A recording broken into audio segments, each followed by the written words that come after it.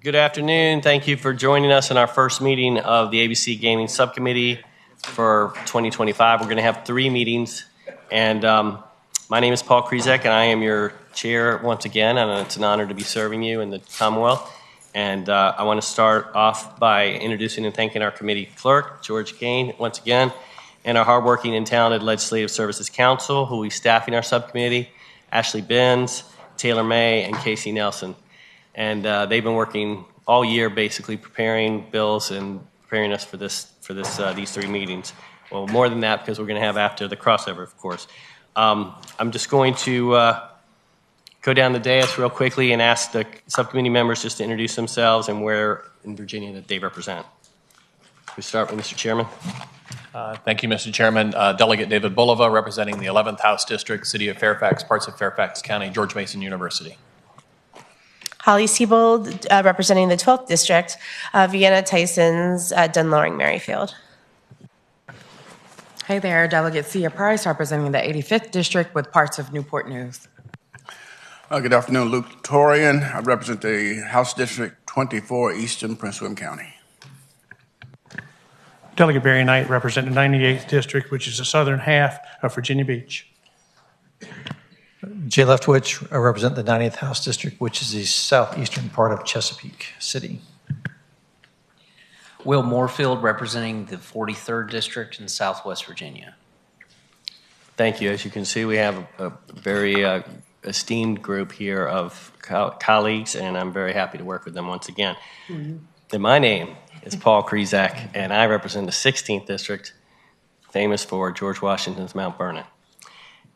Due to last week's water crisis, as you all know, we've had compressed time, so we've lost a few days, and we're not going to hear bills by topic as I usually like to do because all the bills haven't been assigned yet. And so what we're doing is we're just doing the bills as they come up and as we get them assigned to this committee. And we have 4 bills, and I don't really want to pass any of these bills by because we only have 2 more meetings, and we know there's a lot of bills coming. So we're just going to hear these bills as we go. So let's start without further ado. We're going to look for the patrons in the room, and I see Delegate Helmer, HB 1655. And I saw him, and I don't see him now, so why don't we go with Delegate Reed, House Bill 1742. Thank you, Mr. Chair and members of the subcommittee. In House Bill 1742, there is a substitute that is available for you, and I believe that it has already been posted online. And if you'd like, I can take a few seconds to explain what the substitute does. Please. Okay, so we started out with this piece of legislation that was going to use some of the historical horse racing proceeds to actually provide funding to Shenandoah Downs to be able to help with the harness racing that's out in the Shenandoah Valley. And Delegate Wiebert also has a piece of legislation that was going to provide additional funds to Great Meadows, where the Gold Cup is held, and we have 80,000 people a year coming into that, and they have maintenance issues as well. And so what we've decided to combine both of those pieces of legislation together, so that will actually help with freeing up one additional piece of legislation from your docket. So the substitute takes those 2 items and puts it together. And if you look on the substitute that has now been posted online, you will see that there is an addition of lines on 163 through 165 and 178 through 180. And this addresses both the Shenandoah Care Association and Great Meadow Foundation.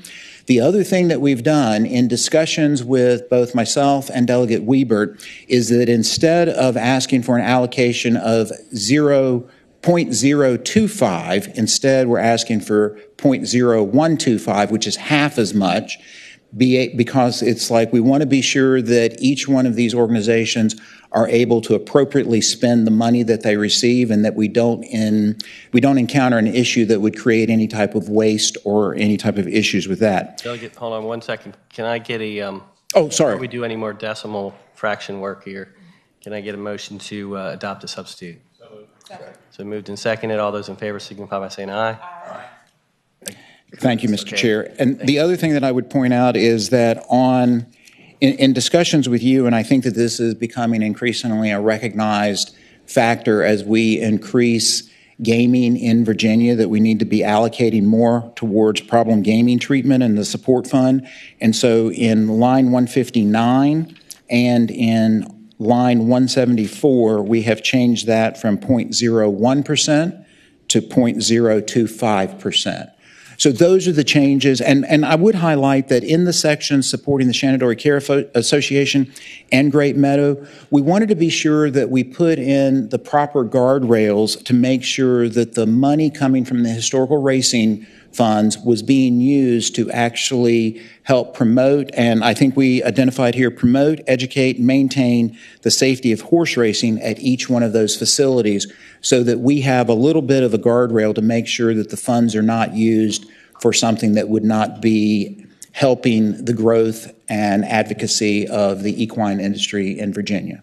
So that's the changes and that's the legislation, Mr. Chair. Thank you, Delegate Reed. Question for council. Would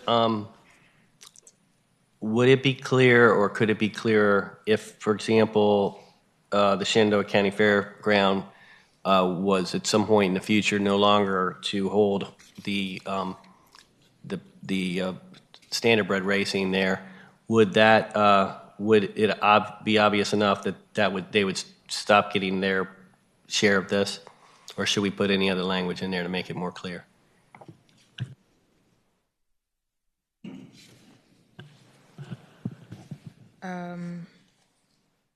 Mr. Chairman, I'm not quite sure what you're getting.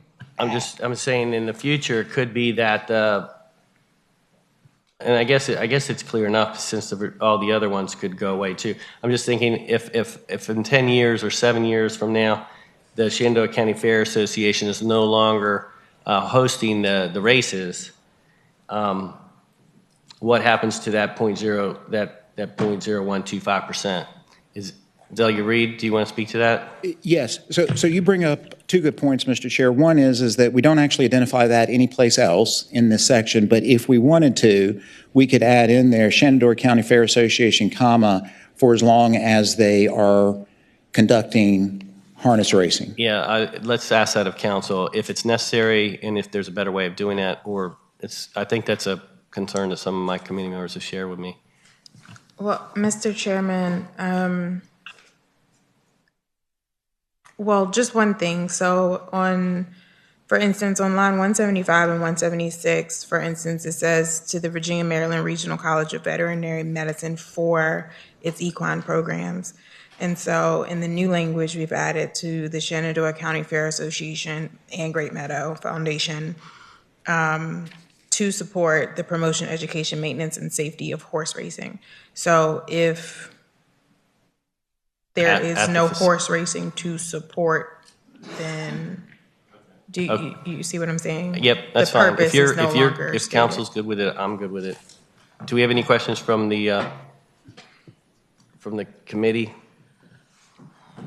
Any? Mr. Chairman.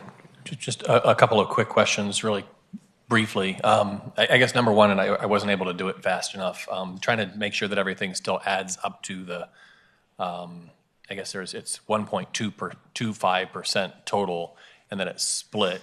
And I guess I'm just looking, everything looks like it's increased, and just want to make sure that something got decreased to balance that off.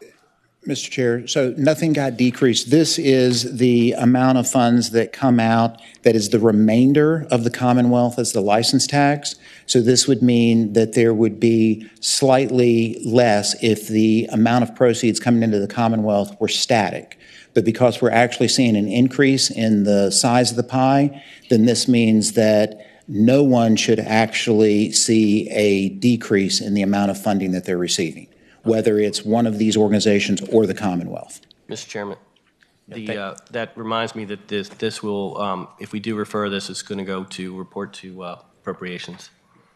Right. Mr. Chairman, a follow-up question.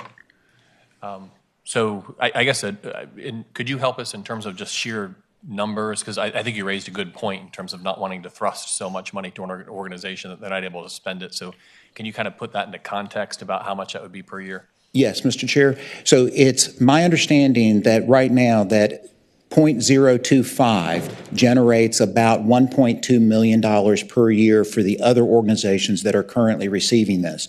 So by going to .0125, it would be about $600,000 for Great Meadow and for the Shenandoah Fairgrounds Association. So those are the type of numbers that we're looking at, and we made a conscious decision to go with the lower number because, as I said, anytime that you introduce a large amount of money into an organization that has not received that money before, there's an opportunity for waste to occur. So we want to be sure, and in talking with these two organizations, we believe that they can receive and spend this money wisely.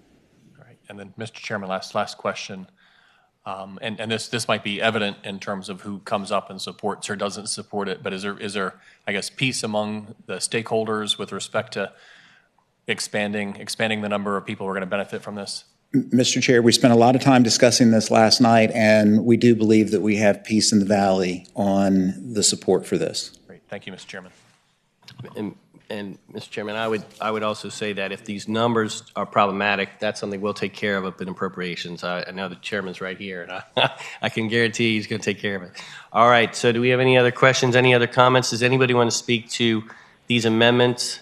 Do we have anybody want to speak to the, we have Mr. Turpin, and we've got a couple, so line up right here and just come on up. Thank you, Mr. Chairman. James Turpin, Virginians for Safer Gambling. We just want to note the increase to the Problem Gaming Fund and that is a definite step in the right direction and a positive. Thank you.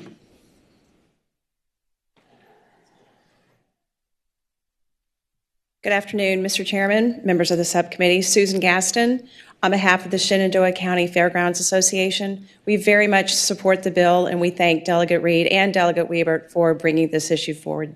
Thank you. We hope you can support the bill. Mr. Chairman, members of the subcommittee, Jonathan Williams on behalf of the Virginia Equine Alliance, and we support the bill.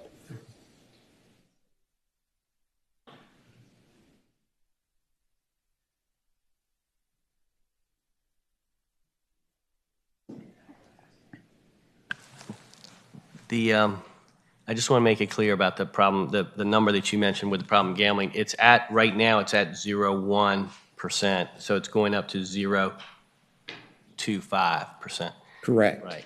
So what that number is, I'm not good at math, but if you figure 0.25 is 1.2 million, and 0.1 was probably 600,000. So this maybe about, so it's doubling, a little bit doubling, yeah. Yeah. So it's probably currently about 400,000 or 500,000. Right. For problem gambling.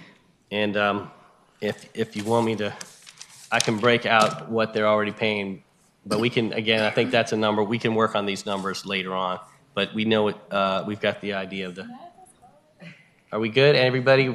Do I have a motion to have a motion from the committee? Move to report. We got And refer. Report and refer, just have a second? Second. All right, it's been seconded. The clerk will open the roll.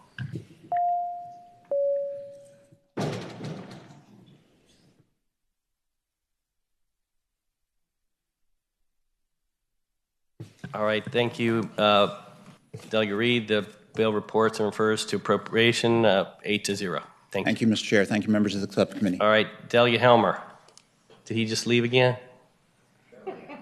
I saw him. I swear he was right there. All right. We'll come back to Delegate Helmer.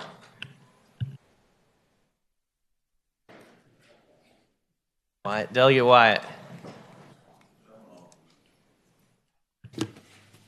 Thank you, Mr. Chairman and committee members. The bill I have before you is House Bill 1799, and this comes at the request from a constituent living in my district in Mechanicsville pertaining to winnings, lottery winnings. Under current law, the lottery is prohibited from disclosing information of an individual winner whose prize exceeds $10 million.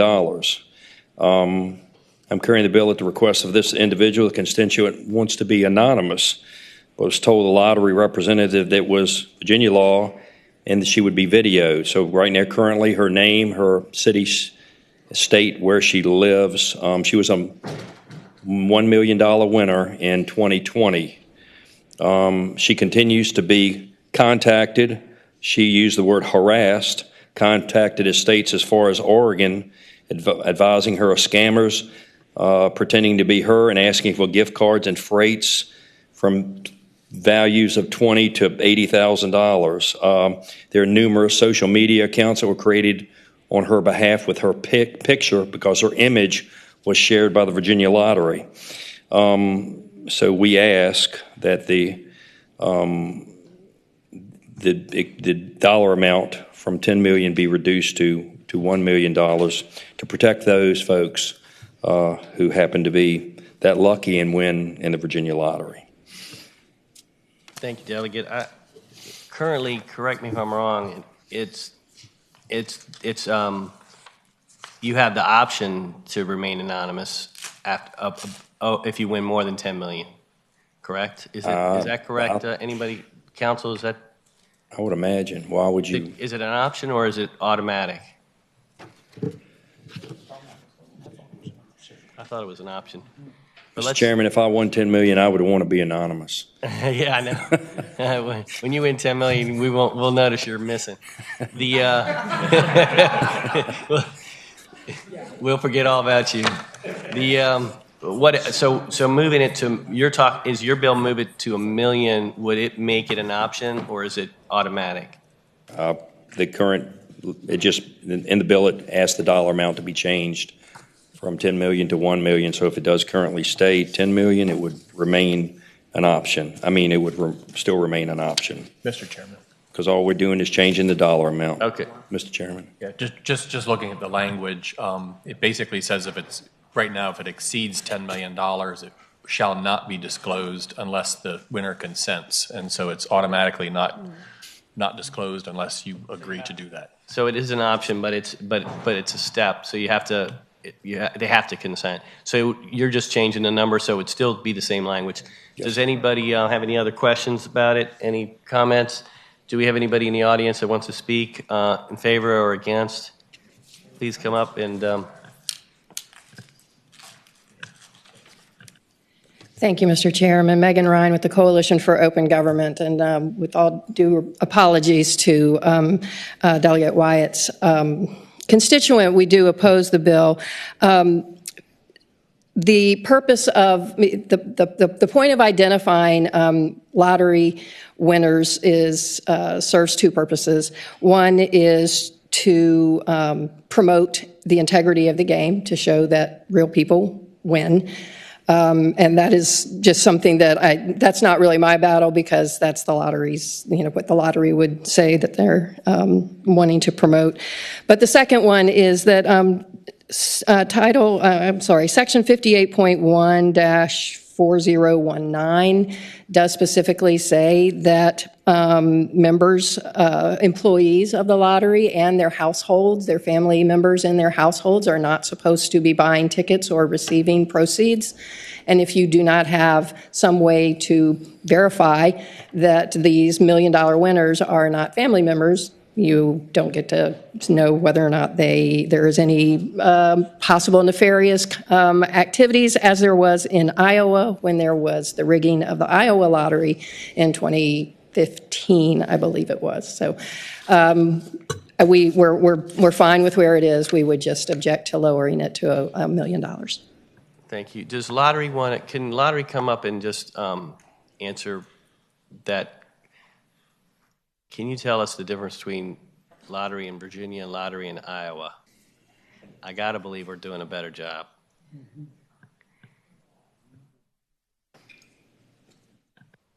Never trust a Hawkeye, is what I say.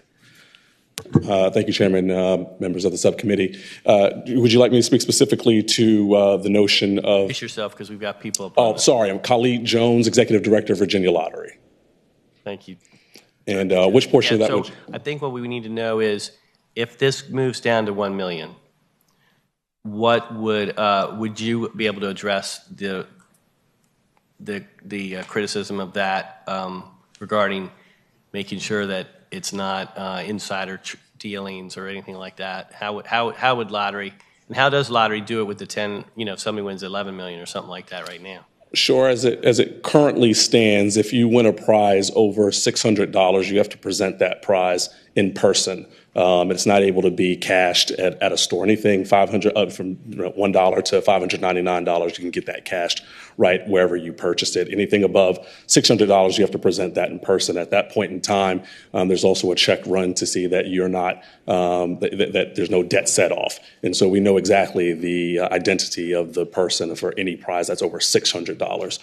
So certainly anything from $600 and up, if that were a family member or a member of the lottery, we would be able to know that at that point in time. And yes, we do. The countervailing point, however, is we do like to be able to show that real people win in all amounts, and certainly the higher amounts are the ones where we feel the public is the most skeptical of. But we definitely understand the intent of the delegates' bill. Delegate Torian. Thank you, Mr. Chairman. I yield to the delegate to my right.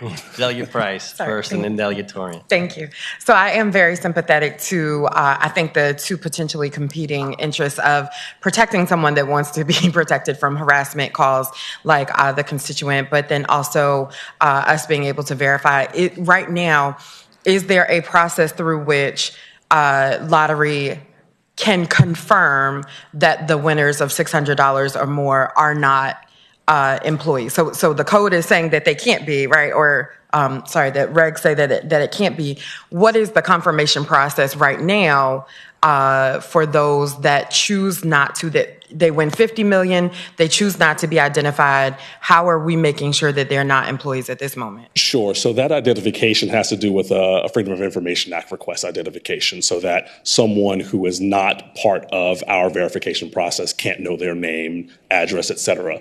The lottery, certainly we know, because we have to verify all of your information in order to pay the prize itself.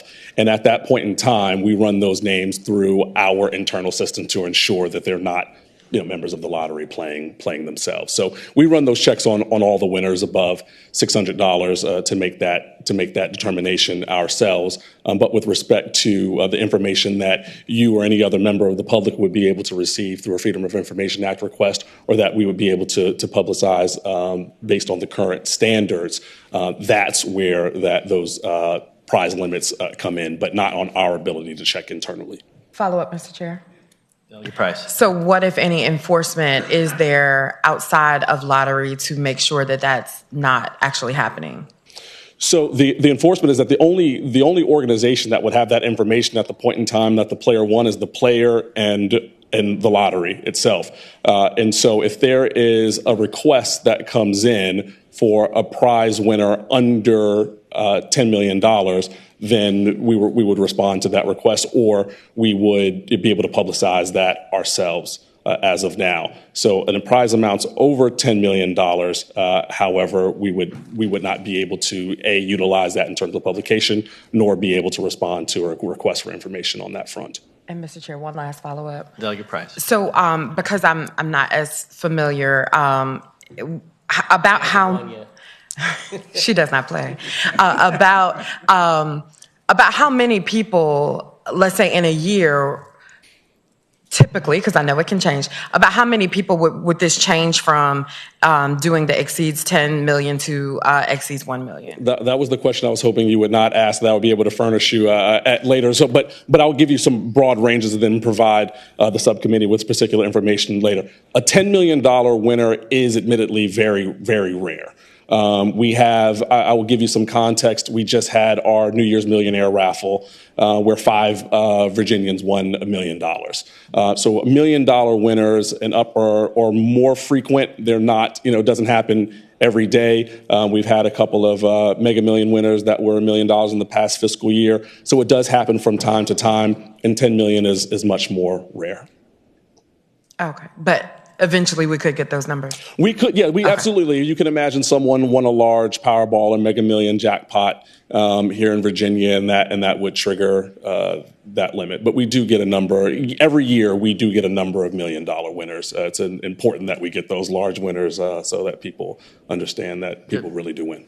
following up on Delegate Price's question, do you publicize the number of winners on your website of the $1 million and up or anything like that? Yeah, we have a section on the website that shows past winners, and so it would show that I don't know that we enumerate them and say, X, for example, California says, 1,000 millionaires made this year. We don't do that per se, but we do have a section that highlights winners. Okay. Delegate Price, any further questions? Actually, yes, Mr. Chair. Delegate Price. So I do not think that this was the intent of the previous testimony, but this is raising questions, I guess, now for me, having assumed that there were external confirmation procedures, no matter how much the amount was, that it was just like pictures in the newspaper that were protected. But at this moment, what I'm hearing is at $600 or some of these other amounts, no. At the I'm sorry. Let me get that together. Okay. But I think my concern is the external ability to confirm, while of course trusting, but trust and verify ability being changed, but also wanting to weigh that with protecting constituents as well. Thank you, Delegate Price. I will note that there are other ways to win $1 million in Virginia now, like just going to the casinos, and there's no prohibition there. So we're only talking about lottery in this case, and it is the only one that's being singled out, if you will. Delegate Torian. Thank you, Mr. Chairman. I just want to make sure that I'm following this correctly. Mm-hmm. So I win $700. Mm-hmm. I have to come to you guys for the check. So tell me about this. You verified, and for what purpose? Walk me through that again. Sure. So all prizes that are won for the lottery up to $600, you can get cashed out at the or any retail location. Okay, got it. Above that, you have to come to a lottery location to receive your payment. And at that point in time, a check is run to ensure that you, just as a citizen, through our we call it debt set-off program, you may owe debt to the Commonwealth. And if you do, that's subtracted out of your winnings, or if you owe more than you won, then it's taken from your winnings to go back. The typical debt set-off would be you owe taxes, for example, back to the Commonwealth. So that check is run, and then if either you clear it or you owe, and then the balance is given to you, and you go on with your day. Follow up, Mr. Chairman. Yes. Okay, so I get that piece. Now explain to me why you all why do you disclose a winner's identification? Well, part of it is what the previous speaker mentioned, is that because we're dealing with the public funds, and these are winners of public funds, that the public understands that people are winning them. So, for example, that it is not rigged, that we really say someone won $10,000 over here, but they really didn't. That you're able to identify that a real person actually won this real prize that we're promoting in the lottery that's allegedly, specifically for the public good. Follow up, Mr. Chairman. Yes, Mr. Chairman. Do you ask for their consent? Yes, so we do, and some say it would have to go on and go back. The answer is yes. We talk to players, and some players, for example, I'll give a perfect example. We've had a winner come in recently and said, "Oh, I really don't want to take a picture." And we definitely don't take their picture. And so I think if you look on our website, it'll say first name, last initial, won X amount of dollars in location such and such.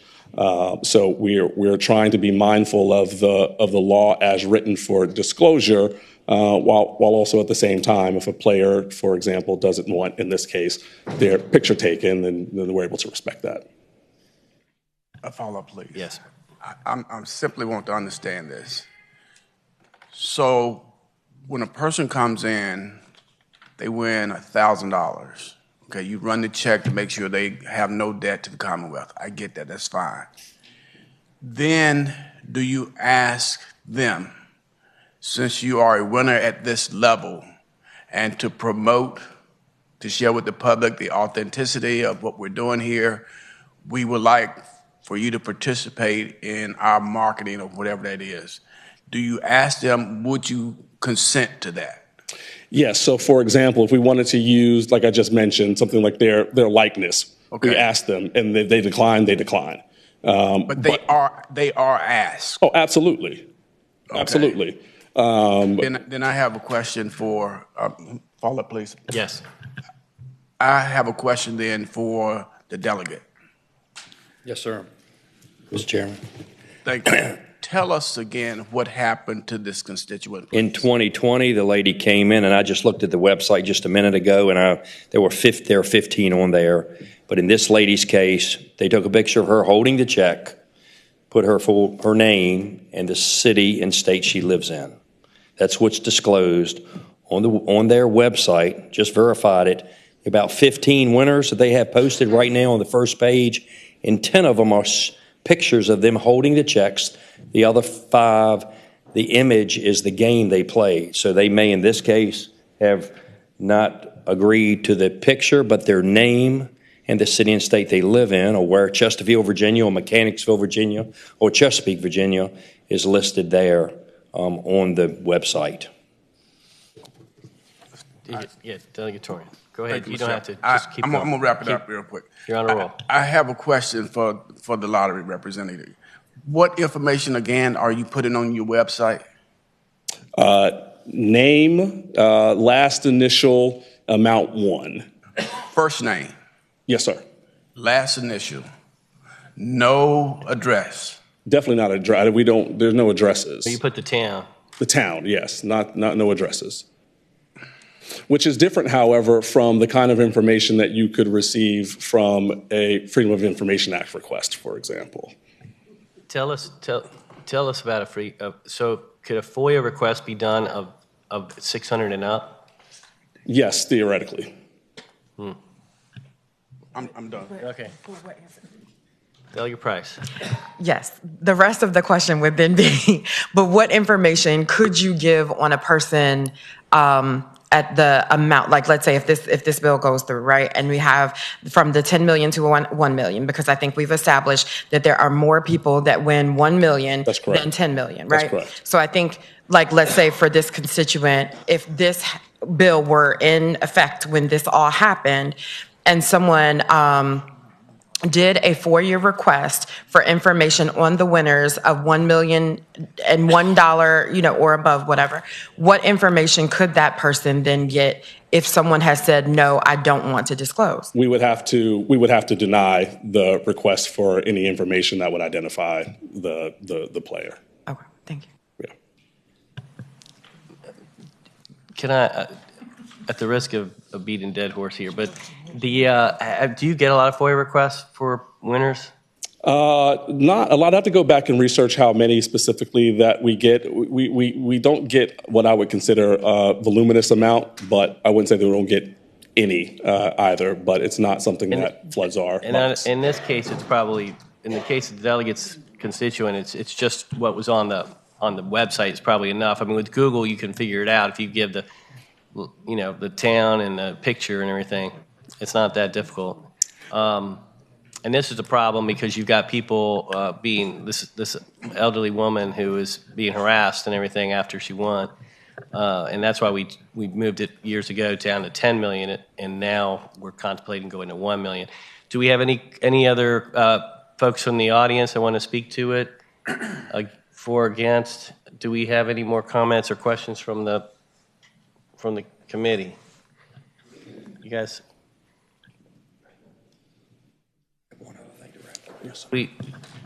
Last words, Delegate? Yes, just for clarity, on their website, first name, last name, and city and state they live in is on the website. So that was from 2020 prior to the That's director's? today on It's their on there website. today? Sir. Okay, it's first and last name. Yes, sir. Okay, thank you. Thank you. All right, do we have Delegate Price? Yes, thank you.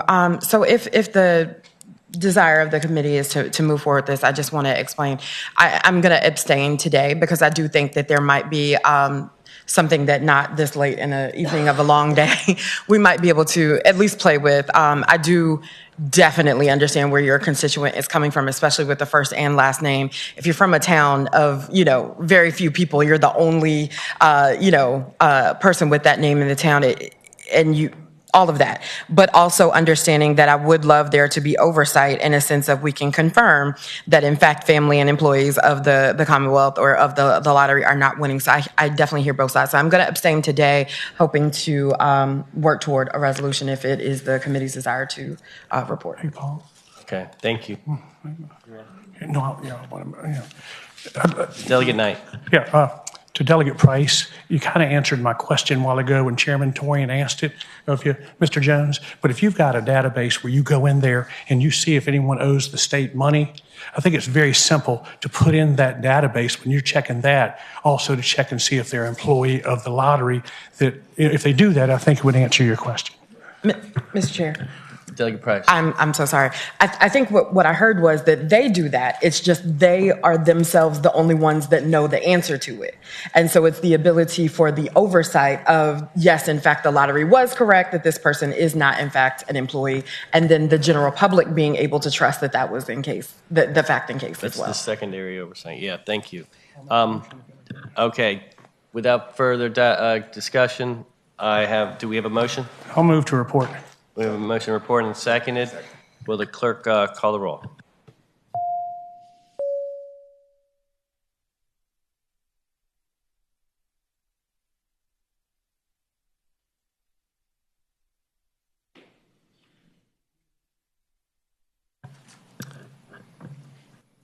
Is Holly here?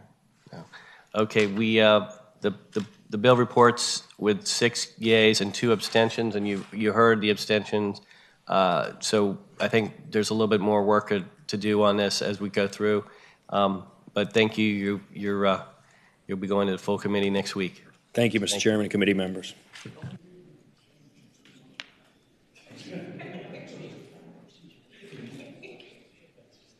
All right, Delegate Helmer, he's here.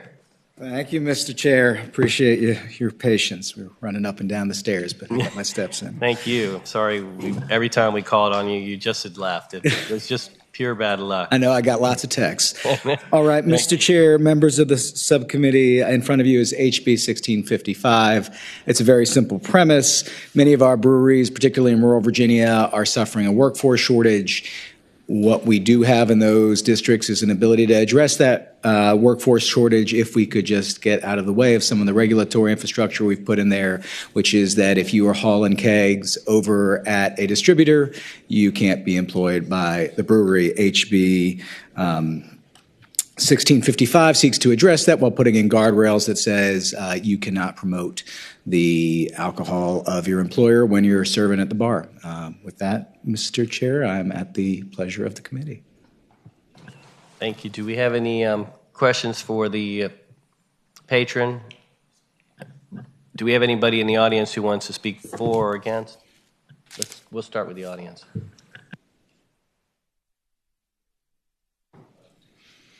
Okay, please come on up and state your name. Hi, Mr. Chairman, members of the committee. Stacy Gordon on behalf of the Virginia Craft Brewers Guild. Several of our breweries wanted to be here today to speak in favor of this bill, but unfortunately, because of the labor shortage, they are covering their tap rooms. They're unable to get coverage in short notice. Virginia's tied house laws were drafted in 1950, 75 years ago. They are intended to protect the industry against monopoly, protect consumers, and maintain fairness in the industry. They were never intended to limit job opportunities for brewery workers and barring them from, bartending and picking up extra shifts if they'd like at a bar or a restaurant on the street or stocking in a warehouse for a distributor. But that's precisely what this outdated law is now doing.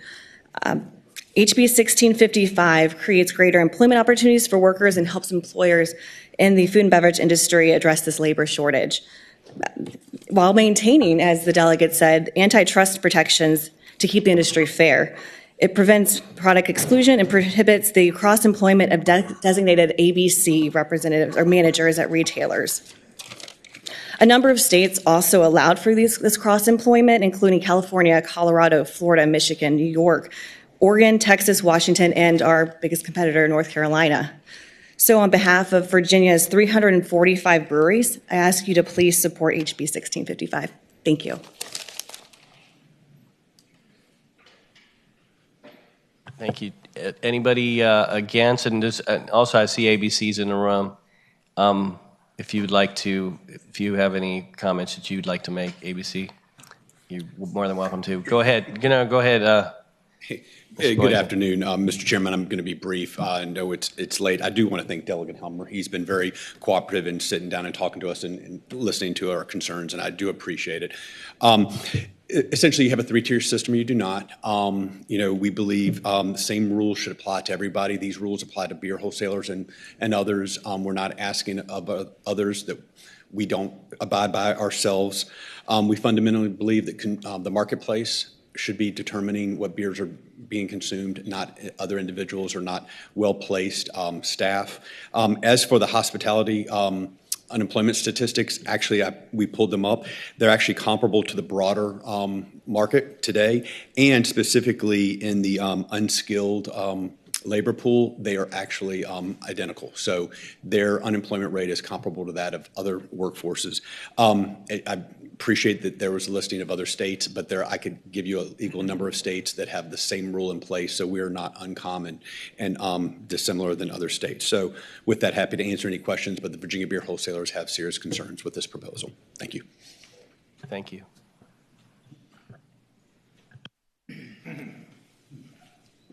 Mr. Chairman, members of the committee, Trip Perrin, representing the Virginia Wine Wholesalers Association. For the same reasons that Mr. Boykin iterated, we are opposed to the bill as well. But we thank the patient for listening to our concerns. Yeah. Okay. All right. Do we have any questions or comments from the committee? Do you have any last words? Thank you, Mr. Chair. I don't know that I appreciate the testimony of my friends. I'm not sure that allowing a few folks to tend bar is going to be the end of the three-tier system, but I appreciate the testimony. Thank you, Delegate. This committee operates on a motion. Do we have a motion?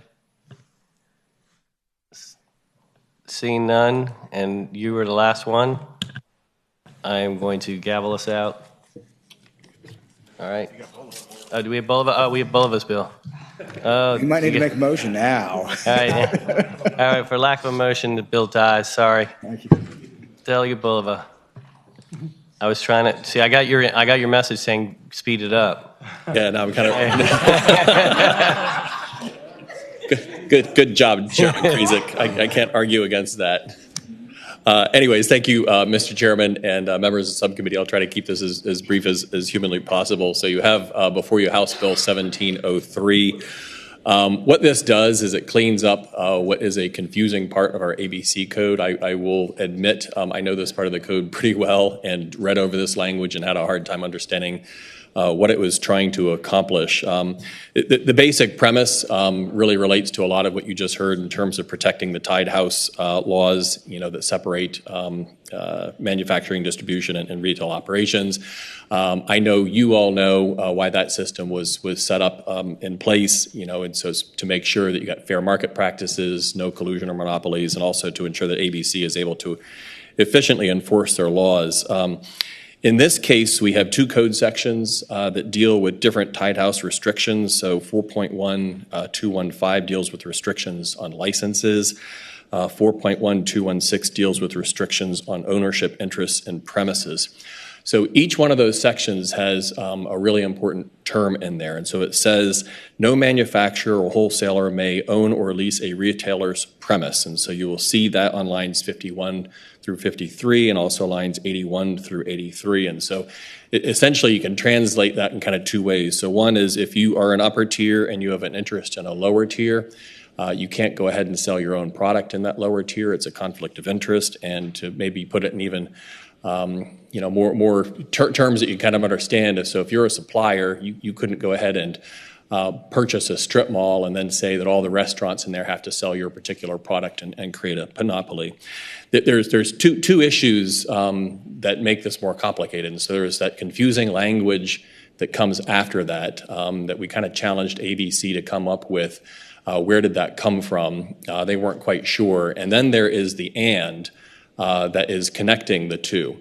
And so for anybody who's been around a while, you'll know that there was a time when ands could be ors or ands, and ors were just ors.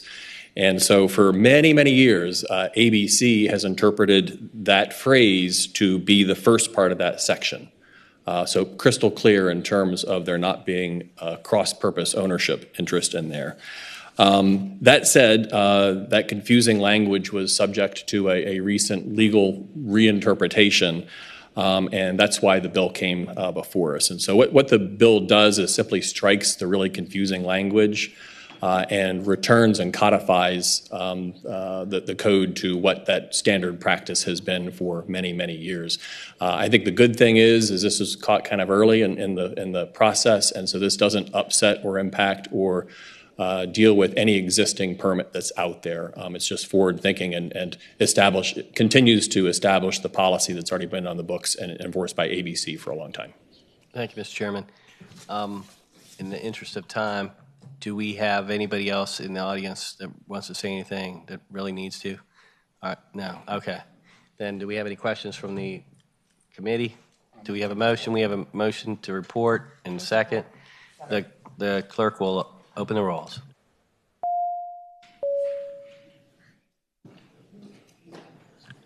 The clerk will close the roll. The bill passes 8-0. Thank you, Thank you very much, Mr. Chairman, members of the subcommittee.